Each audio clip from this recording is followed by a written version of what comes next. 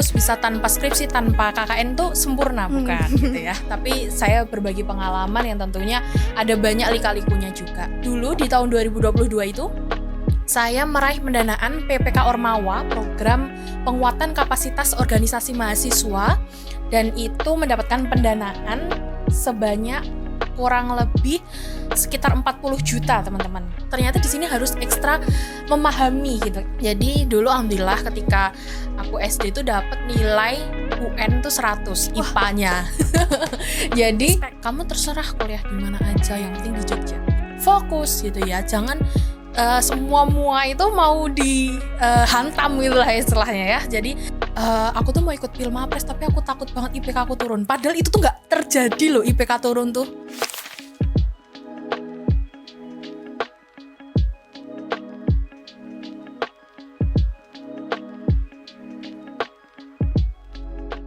Assalamualaikum warahmatullahi wabarakatuh. Waalaikumsalam warahmatullahi wabarakatuh. Halo Kesti, podcast Besti bersama Pharmakets. Hadirkan diskusi, tebarkan inspirasi. Selamat datang di episode perdana Pharmakets periode 2026-2027. Pharmakets merupakan program kerja dari Biro Media, Informasi dan Komunikasi yang akan hadir dalam 3 episode menarik dengan berbagai topik inspiratif seputar mahasiswa farmasi. Perkenalkan, saya Zevanya Christine Shelley Pavita yang akan menemani Kesti pada episode kali ini dengan tema Farmasi bukan NPC, tapi Future Pharmacy Star. Pada episode kali ini, kita sudah kedatangan narasumber yang luar biasa nih. Telah hadir bersama kita Kak Aulia Syafadila Azali, Sarjana Sains dari Universitas Ahmad Dahlan Yogyakarta. Halo Kak, apa kabar? Halo, alhamdulillah baik hari ini. Sebelumnya terima kasih banyak ya Kak karena sudah meluangkan waktu untuk hadir dan berbagi cerita bersama Farmasi Podcast kali ini. Sebelum kita masuk ke topik utama nih Kak, boleh dong Kak berbagi sedikit cerita tentang kesibukan Kakak di akhir-akhir ini? Oke, sebelumnya mungkin aku izin perkenalan terlebih dahulu ya Kak, walaupun boleh, Kak. hari ini sudah dikenalkan oleh Kak siapa? Fanya Kak. Kak Fanya. Jadi hari ini kita akan bincang-bincang sedikit ya berkaitan dengan farmasi seperti apa. Tapi sebelumnya izin perkenalan diri. Benar, saya Aulia Syafadila Azali. Teman-teman bisa panggil saya Dila gitu ya.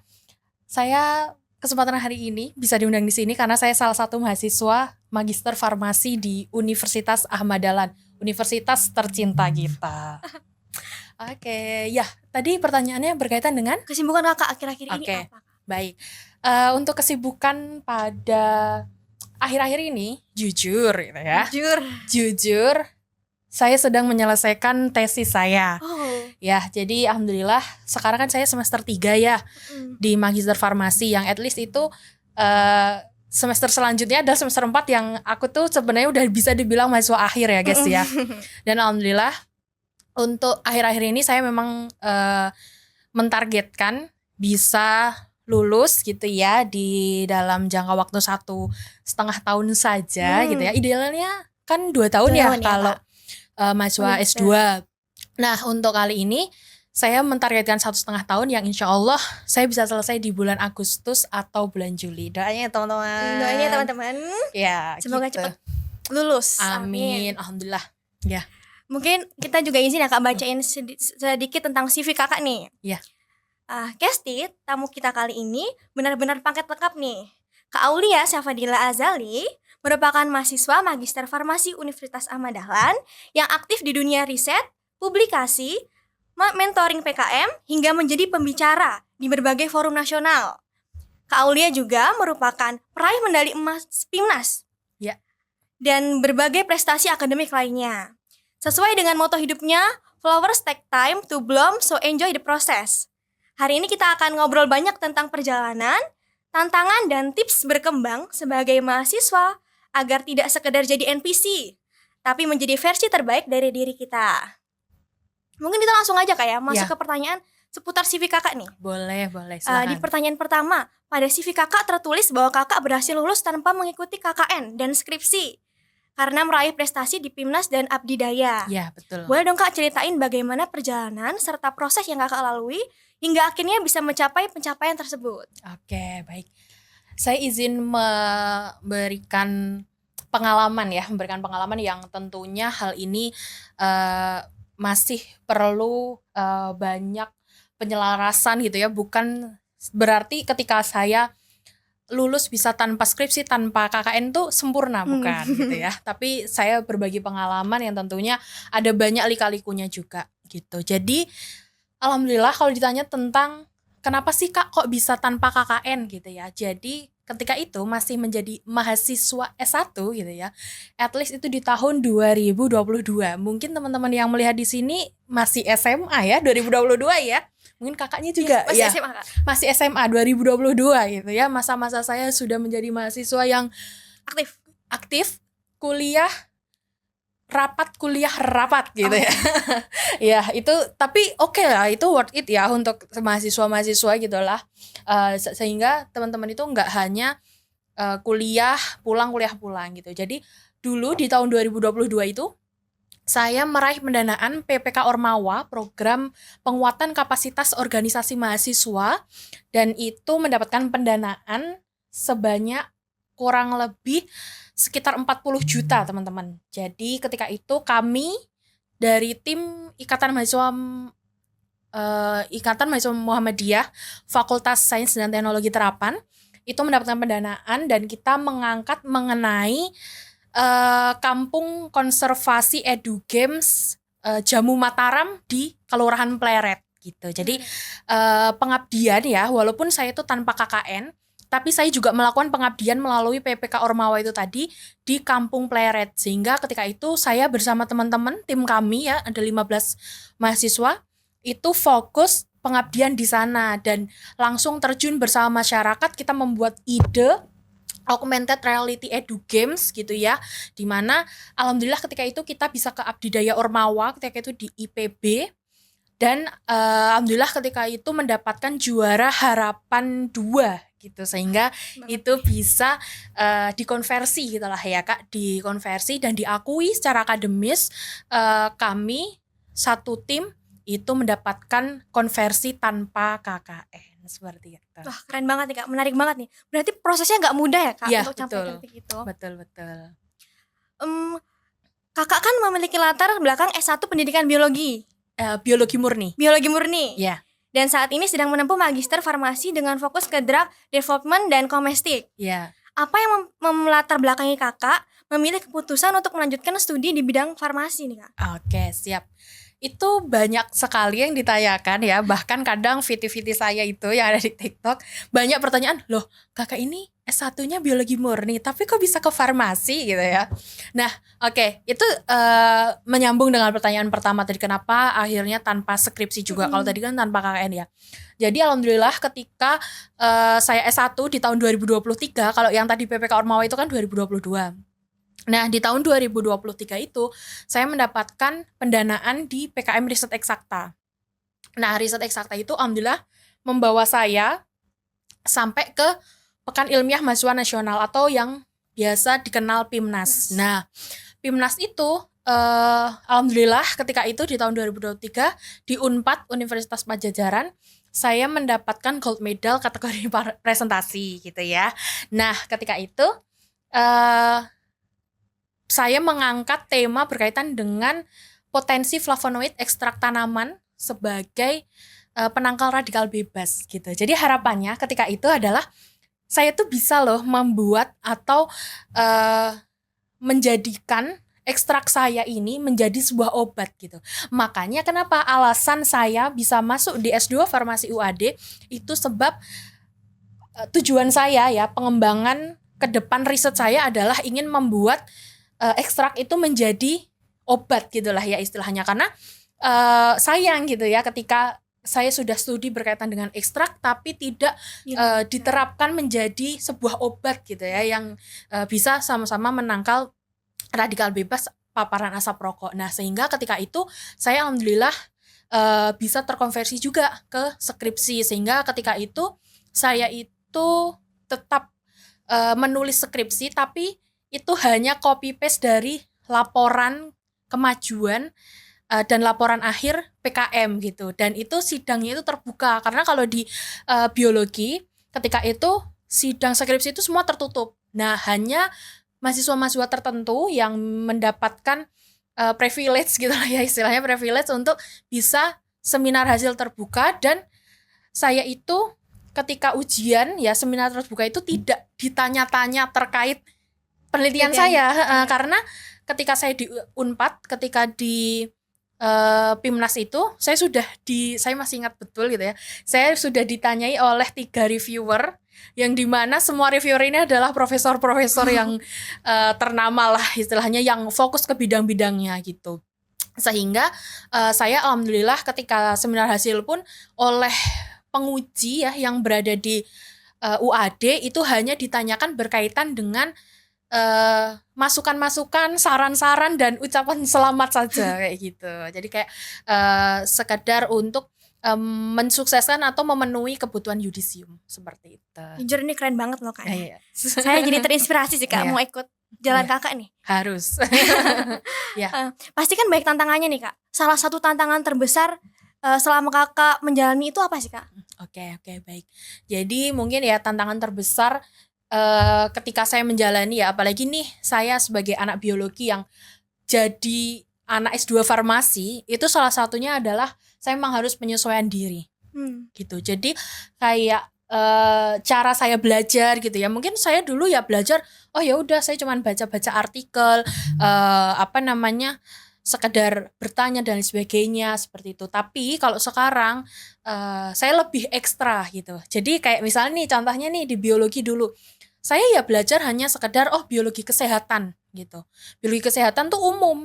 Jadi kayak oh ya udah ini nih interaksi antara tubuh dan ekstrak itu seperti apa. Nah, itu secara umum gitu. Nah, ternyata di farmasi itu ketika saya S2 itu saya merasakan benar bahwa saya ternyata di sini harus ekstra memahami gitu. Kayak contohnya bagaimana sih nanopartikel bisa sampai ke tubuh, bisa sampai fokus ke organ yang targeted gitulah istilahnya. Nah, itulah saya perlu belajar, perlu fokus gitu ya. Alhamdulillah juga saya di S2 ini pembimbing saya kan Pak Saiful dan Prof Laila gitu ya, dan beliau berdua termasuk pembimbing saya yang sangat banget gitu ya. Bahkan ketika saya kemarin seminar gitu ya, beliau tuh benar-benar memahami bahwa oh iya Mbak Dila ini kan dari biologi gitu ya, maka dari itu Mbak Dila itu harus ekstra dan harus tetap memahami ilmu-ilmu farmasi kayak gitu. Jadi mungkin tantangannya itu ya, tantangannya adalah lebih harus ekstra gitu dalam belajar. Betul. Oh iya, itu kan tantangannya tadi kan. Aku juga penasaran nih, gimana awal mula Kakak mulai tertarik terhadap dunia riset? Oke. Jadi dulu memang kalau boleh jujur gitu ya, jujur lagi, saya sebenarnya udah suka banget sama IPA tuh dari SD. Oh, dari SD Kak? Iya, SD banget ya. Iya, banget. gitu. Benar-benar dari SD gitu ya. Alhamdulillah ketika itu SD itu memang sih awal-awal suka riset IPA, kan riset banget ya. Itu tuh dari SD itu. Jadi dulu alhamdulillah ketika aku SD tuh dapat nilai UN tuh 100 IPA-nya. Jadi iya. Jadi nilai IPA itu tuh kayak emang aku tuh suka gitu, dari SD tuh udah suka IPA gitu. Nggak mau tahu, pokoknya orang bilang, "Ih, kamu kok suka sih IPA? Kok kamu suka sih hafal-hafalan kok kamu suka?" Ya emang aku suka dari SD gitu. Aku udah dibiasakan sama waktu itu sama guru lesku ya, karena aku dilesin kan. Itu kayak udah sering suruh ngapalin gimana sih proses fotosintesis gitu-gitu loh. Itu kan umum ya. Iya, umum. Nah, itu tuh aku udah biasa dengan hal-hal itu gitu. Terus habis itu ketika SMP, SMA ya berjalan cara biasa aja gitu. Cuman ketika kuliah dulu orang tua aku cuman bilang gini, kamu terserah kuliah di mana aja, yang penting di Jogja gitu. Salah satunya. Kenapa tuh Kak di Jogja? Iya, karena saya itu anak tunggal. Jadi orang tua saya pingin ya saya tetap kuliah berada di Jogja kayak gitu. Dan alhamdulillah ketika itu karena saya tertolak di universitas sebelah gitu ya, kita nggak usah sebut. Kita sebut UAD aja ya, yang memang sekarang top gitu ya. Nah, akhirnya saya memutuskan untuk berkuliah di UAD dan ambil biologi gitu. Dan mulai dari situ saya sudah punya cita-cita gitu. Memang cita-cita saya dari dulu ya saya pengen fokus ke riset dan pengajaran gitu. Jadi harapannya adalah memang saya menjadi periset dan bisa mengajar kayak gitu. Nah, kalau awal mula bener-bener yang Kak risetnya tuh yang bener-bener jadi orang riset gitu tuh sejak kapan gitu kan? Ya itu sejak dimulai PKM. Cuman memang ya kita sama-sama ya dari anak-anak S1 farmasi maupun S1 biologi itu kita sama-sama kayak ada praktikum gitu ya, ada praktikum, bikin laporan. Nah, itu kan yang mengasah skill kita untuk jadi terbiasa meriset Riset. ya. Nah, itulah di situ mulainya. Jadi mulai dari terbiasa dengan praktikum yang laporannya banyak itu, banget ya, Kak. sama kan, tulis tangan nggak kalau Tulis tangan iya sama berarti ya pakai folio bergaris folio bergaris dengan ketebalan yang bersenti-senti ya. iya bersenti-senti ya. Itu membiasakan saya untuk akhirnya meriset gitu ya, mencari dan kepo ya, akhirnya kepo dan ya itu pertama kali memang karena ikut PKM sehingga saya bisa tahu oh ternyata meriset tuh seru loh gitu ya. Seru. Di lab berhari-hari, maaf nih ya, saya tuh di tahap yang Di lab berhari-hari tuh nggak bosen gitu. Bosen dikit sih tapi nggak bosen, tapi seneng gitu ya karena ya kalau keluar dari lab kok belum dapat hasil tuh kayak gimana gitu, kayak ada yang kurang gitu ya gitu Kak. Jadi Kakak ini S1 sampai magister di UAD, Kak? Iya betul. Oh. Iya. Cinta UAD. Cinta UAD. Ya. Kampus Oren, Kak. Iya betul. Kampus Oren sekarang menyala. almetnya udah beda ya. Iya, agak kalem dikit. Iya, kalau almet S2 juga beda ya. Oh iya, Kak. Warnanya bukan oranye. Jadi Biru. Jadi biru. kalau yang mau S2 di UAD warnanya biru. Join. Udah Ya, enggak join oren. ya. Udah enggak oren. Udah enggak oranye. Udah oren. Jadi biru. Benar. Oke, Kak, di CV Kakak juga tertulis moto hidup yang tadi tuh, Kak. Iya. Flowers take time to bloom, so enjoy the process. Iya. Apakah ada pengalaman atau cerita tertentu yang membuat Kakak memilih moto tersebut tuh, Kak? Ya, tentu ada dong Kak. Jadi karena saya mencintai makhluk hidup gitu ya. Itu makanya kenapa kok flowers gitu ya. Karena itu bunga kan, makhluk hidup gitu ya. Dulu sebenarnya moto hidup ini saya buat memang ketika menjadi mahasiswa S1 biologi dan hingga sekarang ya. Jadi dulu saya tahu bahwa konsep sebuah tanaman itu ya bunga itu tadi itu kalau tidak dipupuk, kalau cuma didiamkan, tidak disiram dan sebagainya, ya tentu akan layu gitu ya. Itu semua orang sudah tahu. Namanya bunga kalau nggak dipupuk, nggak disiram, nggak diberi, benar-benar didiamkan, panas-panasan ya layu gitu. Nah, hal itu sebenarnya sama dengan kita gitu. Jadi ketika kita menjadi mahasiswa, kok kita itu nggak memupuk diri kita, kok kita tuh nggak mau belajar. Sesimpel itu aja deh, nggak harus yang mulu-mulu nggak ikut organisasi bla bla, itu ngomongnya nanti. Sesimpel kayak kita tuh nggak mau belajar, kita tuh nggak mau berlatih, kita tuh nggak mau tanya sama dosen kalau nggak paham, kita tuh nggak berkembang dan sebagainya, ya kita juga nggak akan bertumbuh gitu. Iya, benar. Ya itu sama dengan moto itu. Ketika kita nggak menyiram tanaman itu, ya bunga nggak akan tumbuh. Nggak bisa yang hari ini. Dan bahkan misalnya nih kita mau nanem, kita pingin buah mangga, nggak bisa dong ditanam hari ini besok saya udah makan buah mangga, kecuali beli di tukang buah gitu ya. Ya itu boleh. Tapi kan kalau mau nanam sendiri nggak bisa. Harus seperti apa ya, harus disiram, harus ditanam, harus dipupuk. Itu sama halnya dengan kita teman-teman. Ketika kita itu pengen berkembang, kita pengen aku pengen nih kayak contohnya mau di Ayunda, dia bisa punya prestasi yang luar biasa. Ya kita mungkin lihat aja di sosmednya dia, kalau dia bisa langsung berprestasi, tapi kita nggak tahu proses apa gitu. Nah itu halnya sama dengan kita.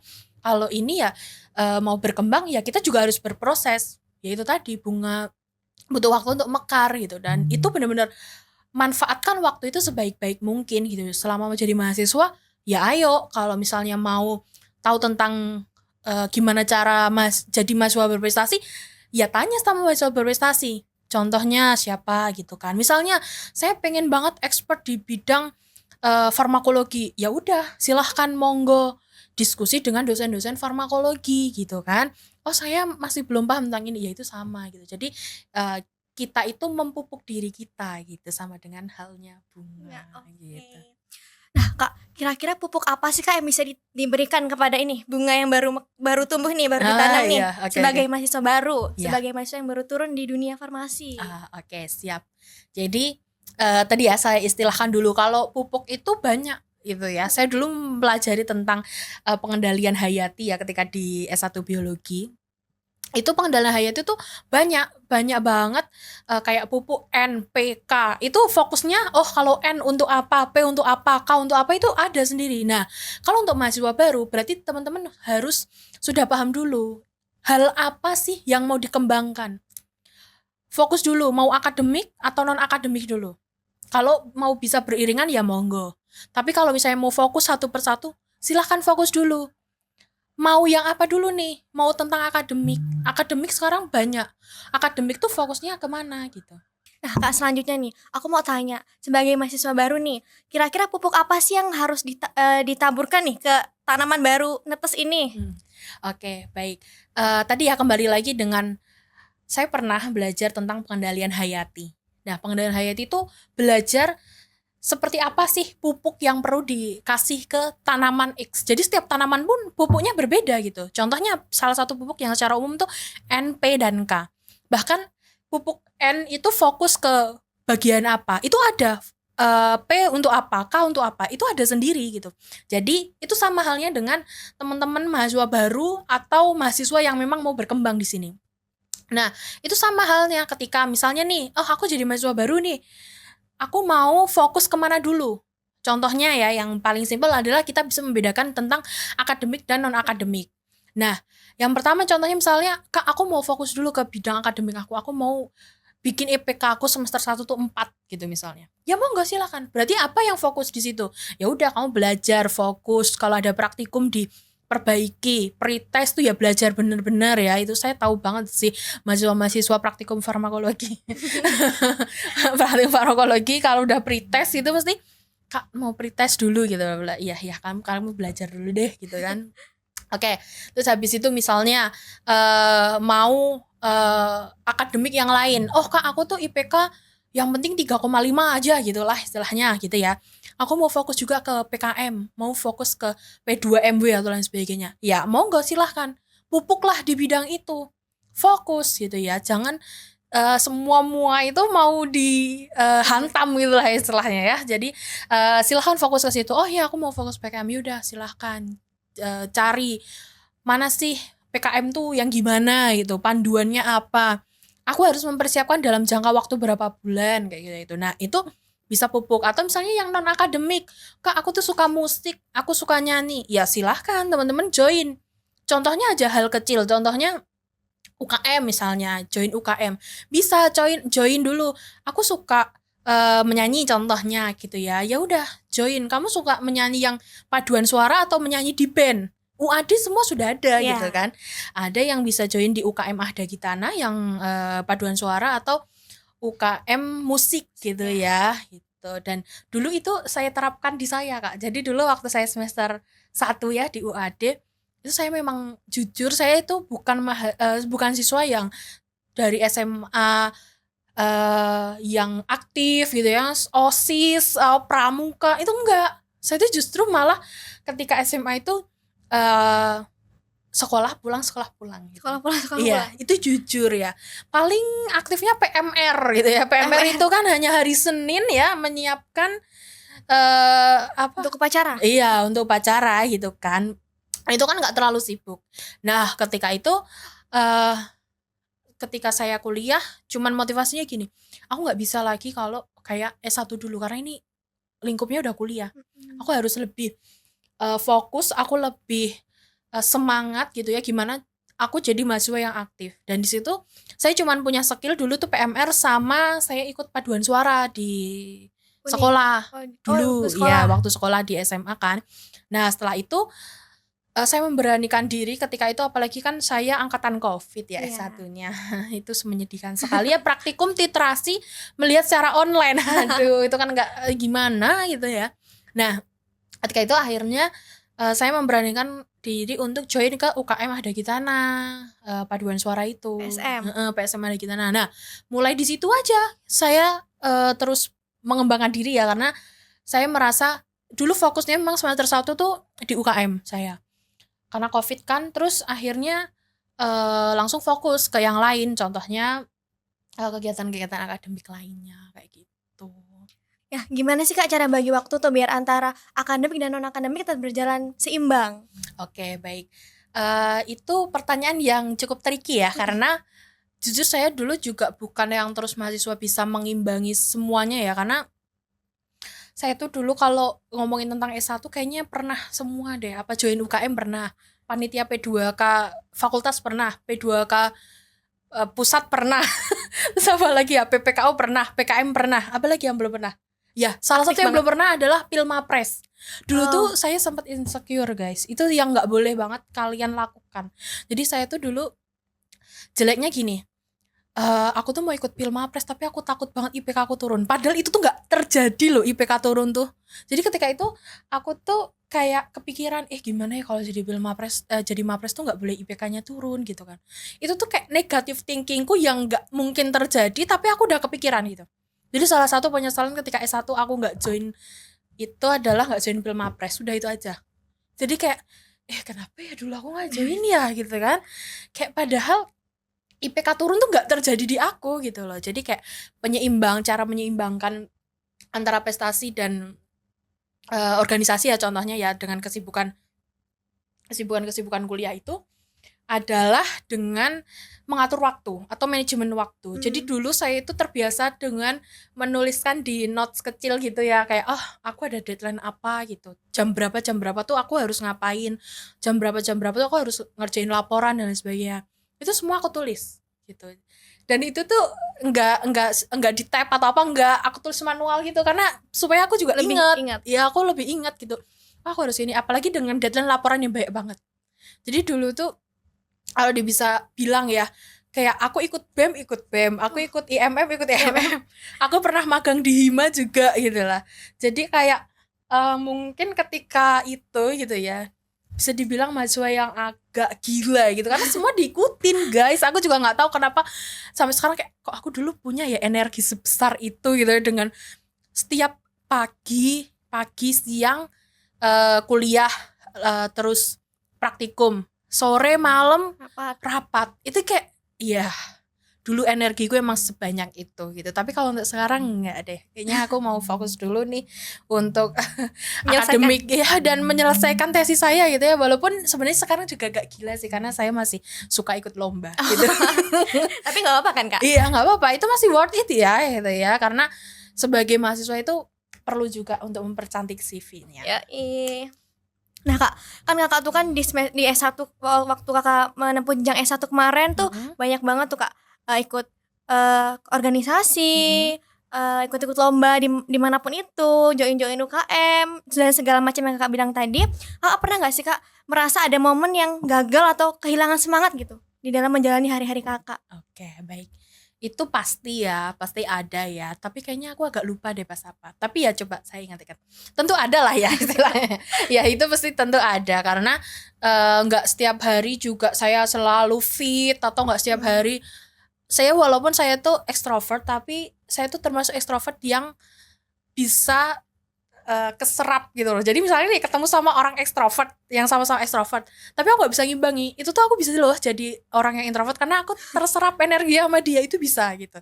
Jadi sebenarnya kalau mau ngomongin apa tadi terkait dengan pernah putus semangat, pernah putus semangat atau putus asa, ya pernah gitu. Pernah lah ada di fase yang aku capek banget nih, dan waktu itu tuh ini yang paling capek ya selama aku jadi mahasiswa S1 tuh, saya pernah jadi di 2022 ketika aku lolos PPK Ormawa, itu ada 3 hal besar yang aku lakukan. Yang itu benar-benar aku harus membagi waktu. Yang pertama adalah aku lolos PPK Ormawa. Yang kedua aku lolos PKM juga. Jadi aku PKM di 2022 tuh aku juga lolos pendanaan, tapi aku gak sampai PIMNAS. Terus habis itu yang ketiga adalah aku jadi panitia pusat P2K. Wow.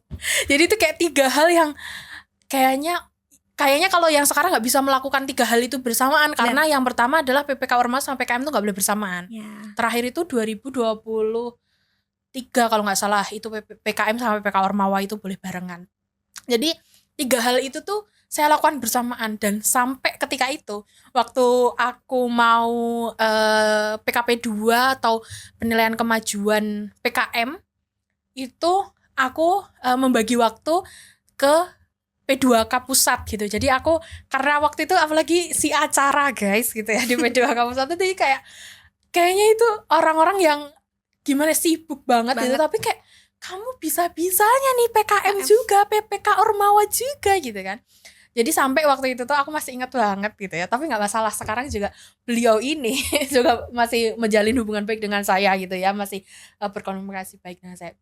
Sampai waktu itu tuh dari Bimawa itu telepon saya untuk kembali ke kampus karena saya itu sibuk jadi panitia P2K gitu. Jadi kayak ditelepon gitu, benar-benar ditelepon Mbak, dan ketua saya P2K pusat tuh ditelepon sama beliau dari Bimawa itu.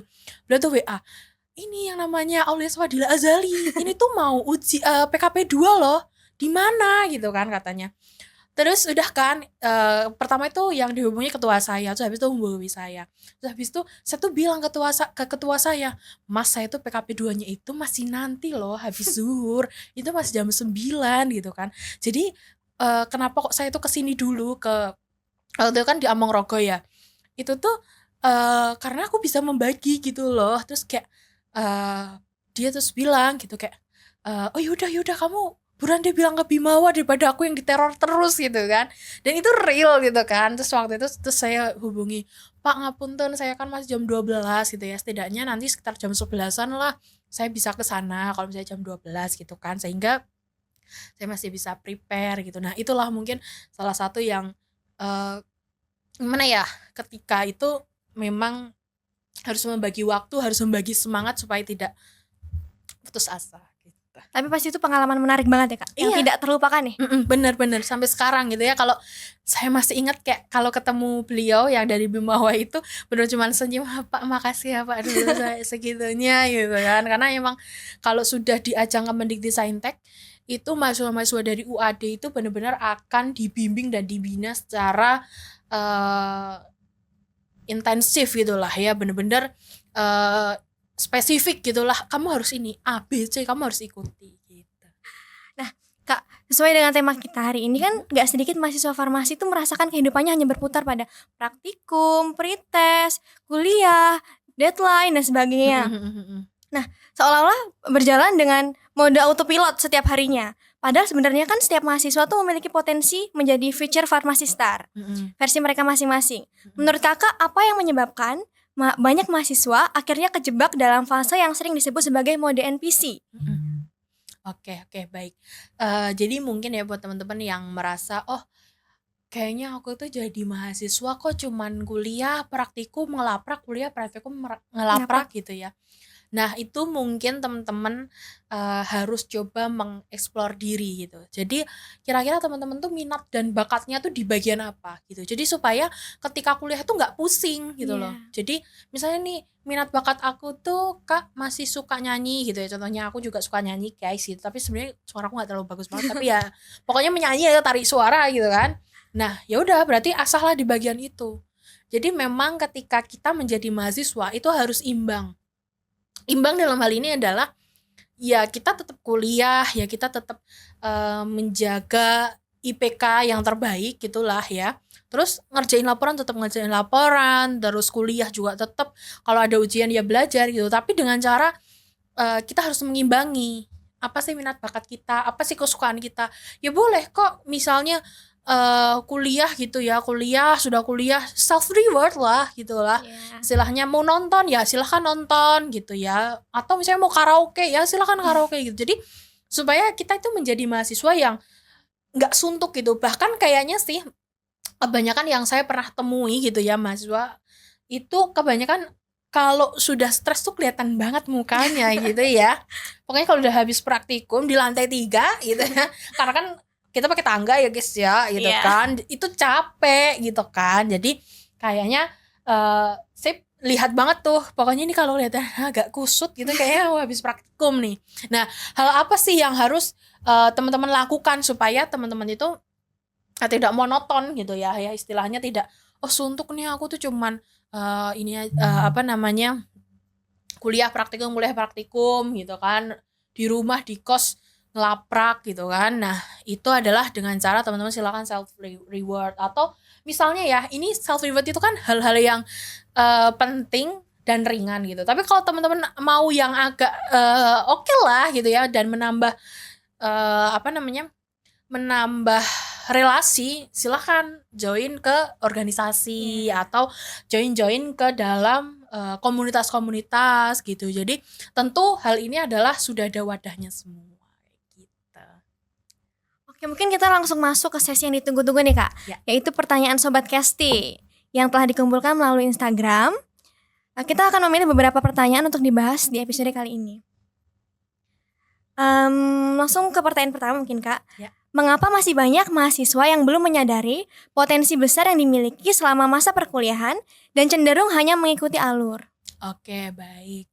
Jadi buat mahasiswa-mahasiswa yang masih sering mengikuti alur gitu ya, berarti kalian tuh harus mengetahui dulu. Itu tadi ya, kembali lagi ke apa sih minat bakatnya. Iya, sebenarnya circle itu penting. Jadi saya juga dulu kenapa kok bisa sampai ke titik ini tuh karena ya circle saya positif gitu. Ya boleh mengikuti alur-alur yang positif tuh boleh, gak masalah. Misalnya Kak, temen aku tuh pada ikut BEM, aku sebenarnya motivasi ikut BEM tuh karena temen-temenku ikut BEM gitu. Misal contohnya FOMO. Iya, ya itu sebenarnya FOMO tuh ada sisi positif, ada sisi negatif ya. Tapi kalau kayak contohnya kayak gitu yang untuk upgrade, ya monggo silahkan. Kira-kira kalau misalnya aku ikut BEM itu bakal mengasah skill aku nggak? Kalau mengasah skill aku, ya silahkan ikuti gitu. Jadi gimana caranya biar nggak cuman mengalir atau ikut-ikutan aja? Ya teman-teman silahkan ikuti atau mengalir tuh hal-hal yang baik kayak gitu. Jadi jangan cuman ikut-ikutan apa, sama-sama nggak ngerjain laporan, sama-sama laporannya terlambat, sama-sama nggak pretest, sama-sama nggak belajar. Nah itu jangan sampai. Jadi boleh tetap mengikuti alur, tapi alurnya itu silahkan pilih jalan yang baik kayak gitu. Dan harus punya pendirian yang kuat ya Kak? Betul. Kemudian selain penguasaan materi akademik, keterampilan apa aja sih yang harus dimiliki mahasiswa untuk mempersiapkan diri menghadapi dunia kerja nih? Oke, siap. Baik, jadi kalau ngomongin tentang gimana sih cara mempersiapkan di dunia kerja, tentu kalau yang saya pahami adalah skill ya, kembali lagi ke skill. Apalagi teman-teman yang basicnya di farmasi. Ya kita harus tahu kamu mau kerja di ranah apa gitu, mau klinis apa non klinis gitu, mau suka yang di akademisi atau mau suka yang suka di rumah sakit gitu, yang terapan dan sebagainya. Itu ada pilihan sendiri gitu. Jadi kalau saya bisa bilang ya, karena ini berdasarkan pengalaman teman-teman saya di S2 juga gitu ya. Teman-teman S2 saya itu banyak yang sudah apoteker terus ngambil S2, tapi ada juga yang S1 dulu, langsung S2 dulu, tanpa apoteker dulu. Karena memang ketika saya bertanya sama teman saya, kenapa Mbak kok kamu nggak ambil apoteker dulu, mau S2 dulu gitu ya contohnya. Itu jawabannya dia adalah, ya saya mau jadi di bidang akademisi gitu. Makanya saya fokus dulu ke S2, yang nantinya tentu kalau mau beranah di farmasi bisa juga lanjut apoteker gitu. Jadi teman-teman harus bisa fokuskan dulu seperti apa sih saya mau di farmasi tuh mau jadi apa gitu. Kalau mau kayak di industri ya monggo, misalnya apotekernya fokus yang apoteker tentang industri, atau S2-nya S2 di bidang industri, itu juga ada gitu. Jadi teman-teman harus pahami dulu nih, kita tuh di farmasi mau kemana. Ya itu sebenarnya kalau saya bilang kayak gini nggak harus untuk teman-teman yang baru semester 1, semester 2 itu, karena biasanya adaptasi kan mereka. Jadi misalnya nih udah mulai semester 3 atau semester 4, teman-teman harus tahu gitu. Jadi ini jalannya kemana, habis S1 tuh mau lanjut apoteker, mau S2 dulu, atau mau kerja dulu, itu juga boleh. Karena semua peluang saya rasa peluang untuk menjadi apalagi dari lulusan farmasi ya itu sangat besar kayak gitu. Jadi yang terpenting soft skill lah Kak ya? Betul. Soft skill. Kemudian apa sih Kak dampaknya jika seorang lulusan hanya unggul dalam prestasi akademik, tapi kurang memiliki kemampuan dalam komunikasi, kepemimpinan, dan kerjasama tim? Ya, oke, baik. Jadi di dalam hal ini kita tuh nggak boleh cuman fokus di satu hal saja. Jadi misalnya nih, oh aku IPK-nya 4, aku IPK-nya 3,5, tapi aku nggak biasa bekerja sama, bekerja kelompok. Nah, itu caranya seperti apa? Ya itu harus diasah. Diasah mulai dari kapan? Mulai dari bangku perkuliahan. Jadi kayak misalnya contohnya, kenapa makanya dosen itu memberi tugas kelompok? Ya. Karena itu tujuannya. Karena ketika nanti kita bekerja itu kita nggak bisa milih partner gitu ya. Misalnya nih contohnya aku sahabatan nih sama temenku, aku mau kerja bareng di perusahaan X. Perusahaan X tuh nggak tahu loh kita akan dibarengin atau enggak kayak gitu. Jadi teman-teman memang harus mengimbangi kayak gitu. Oke, mungkin Kak kita udah nggak kerasan ya, kita udah ngobrol cukup lama, berbincang-bincang cukup lama. Udah banyak berbagi nih Kak, terima kasih banyak loh Kak. Aku jadi punya pandangan baru nih ketika aku menjadi mahasiswa farmasi, apalagi aku masih semester 2 nih Kak. Aku harus kemana, harus punya apa untuk bekal kedepannya nanti.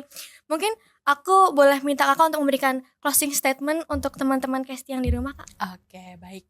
Untuk teman-teman yang sedang mendengarkan podcast ini gitu ya, teman-teman tetap semangat gitu ya. Jadi dimanapun kalian berada, baik yang sekarang baru semester 1, semester akhir, dengan IPK berapapun, dengan kalian belum aktif atau sudah aktif gitu ya, itu silahkan teman-teman tetap fokus kepada fokus tujuannya gitu ya. Jadi silahkan teman-teman tetap berjuang, teman-teman tetap memupuk itu tadi ya, memupuk sama dengan moto saya, yaitu teman-teman silahkan, bunga itu butuh waktu untuk mekar. Jadi teman-teman pastikan pupuk juga bunga teman-teman supaya bunga teman-teman bisa mekar. Oke, terima kasih banyak untuk Kesti yang sudah menemani kami dari awal hingga akhir. Semoga obrolan hari ini bisa memberikan wawasan baru, inspirasi dan semangat untuk terus berkembang menjadi versi terbaik dari diri kalian. Terima kasih juga kepada Kak Aulia yang telah berbagi cerita, pengalaman, dan insight yang sangat berharga pada episode kali ini. Saya Zevanya Christine Shelly Pavita, pamit undur diri. Sampai jumpa di episode Pharmacats berikutnya dengan cerita diskusi yang tentunya tidak kalah menarik. Stay safe, stay happy, dan see you when I see you. Wassalamualaikum warahmatullahi wabarakatuh. Waalaikumsalam warahmatullahi wabarakatuh. Bye teman-teman semua.